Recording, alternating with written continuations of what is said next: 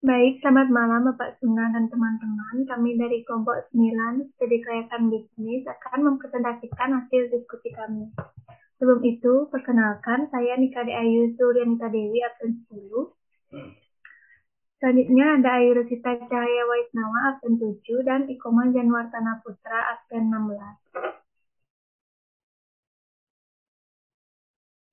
Adapun materi yang akan dibahas yaitu yang pertama, pentingnya manajemen dalam suatu organisasi, lalu aplikasi fungsi-fungsi manajemen, mempersiapkan SDM yang diperlukan, dan analisis jabatan, perencanaan jabatan, dan perencanaan SDM, serta bentuk organisasi.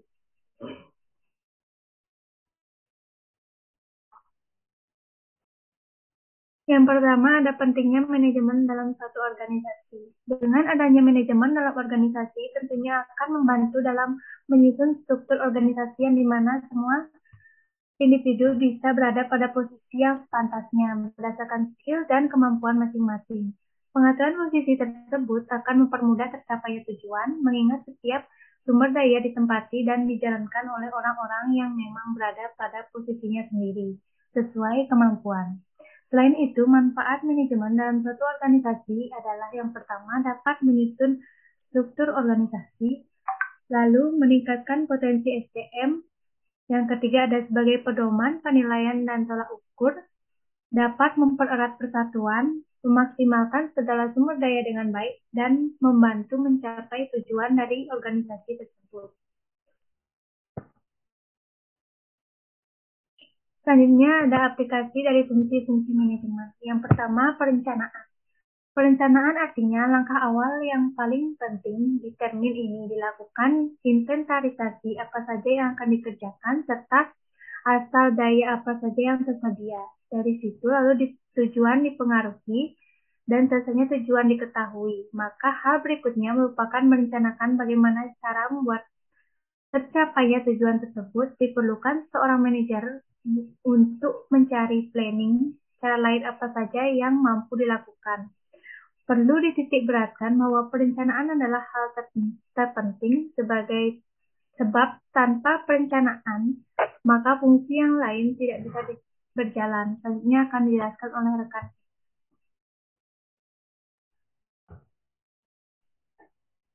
Baik, selanjutnya pengorganisasian. Pengorganisasian berfungsi buat menyederhanakan kegiatan besar sebagai kegiatan aktivitas kecil serta rinci.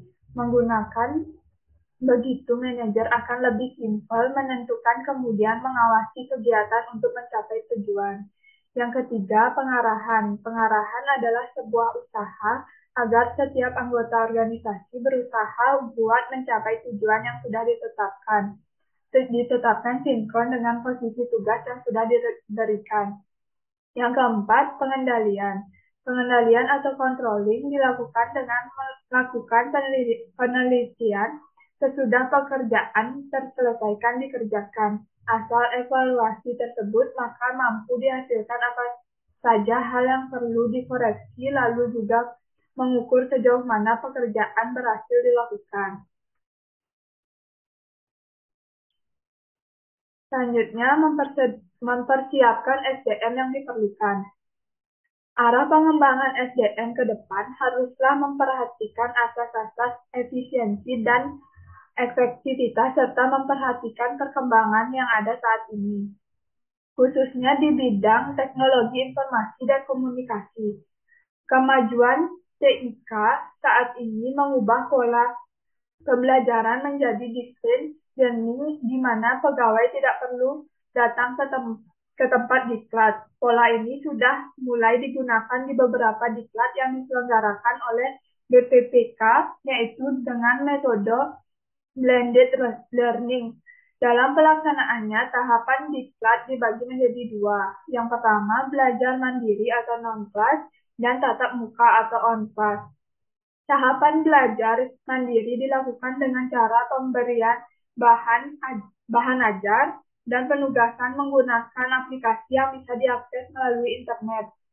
Melihat perkembangan yang ada, bahkan ke depan pembelajaran dapat dilakukan secara full distance learning. Selain itu, harus disiapkan knowledge management yang baik, misalnya dengan mengumpulkan bahan-bahan knowledge atau diklat, seminar, sosialisasi, rapat, koordinasi, baik dalam bentuk tulisan maupun video untuk kemudian di-share menggunakan TIK. Cara ini sangat efektif karena dapat menjangkau audiens yang lebih luas di lingkungan DJKN. Kegiatan ini sudah dimulai oleh Direktorat Penilaian melalui e-learning. Tentunya arah pengembangan ke depan ini harus didukung oleh semua pihak sehingga dapat terlaksana dengan baik.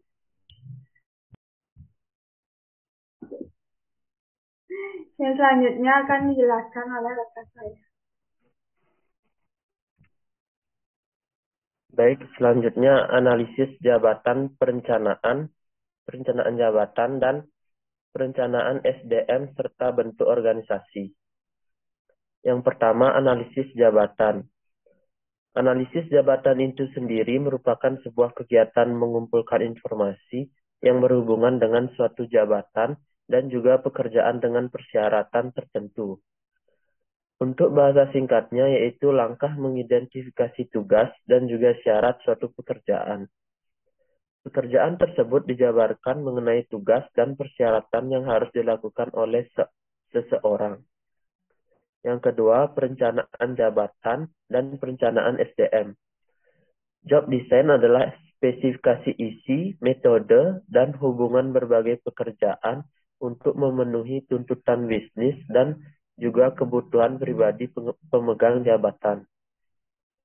Tujuan dari job design adalah yang pertama, untuk memenuhi tuntutan organisasi dari segi efisiensi operasional, produktivitas, dan kualitas layanan.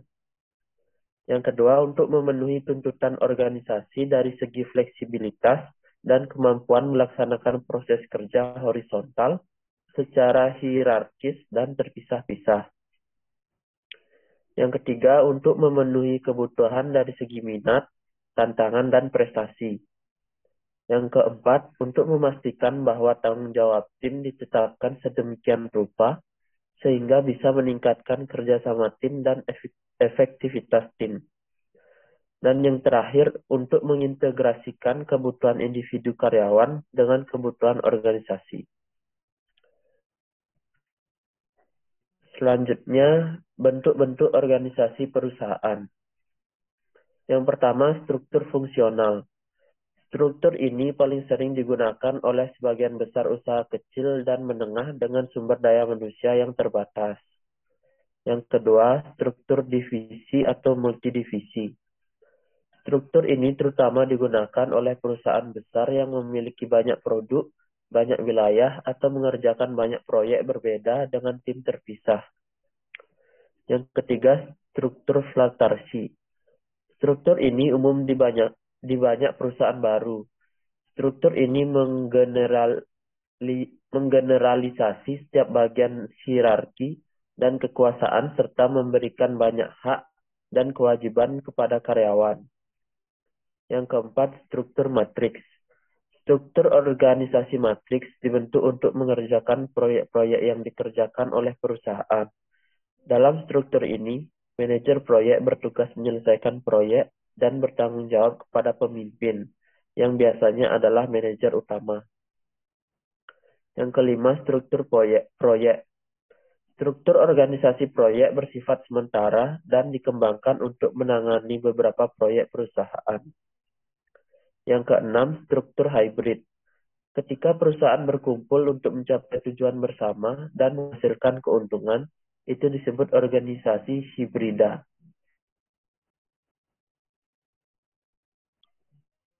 Baik, sekian presentasi dari kelompok kami. Waktu dan tempat kami kembalikan ke Pak Sunar. Terima kasih.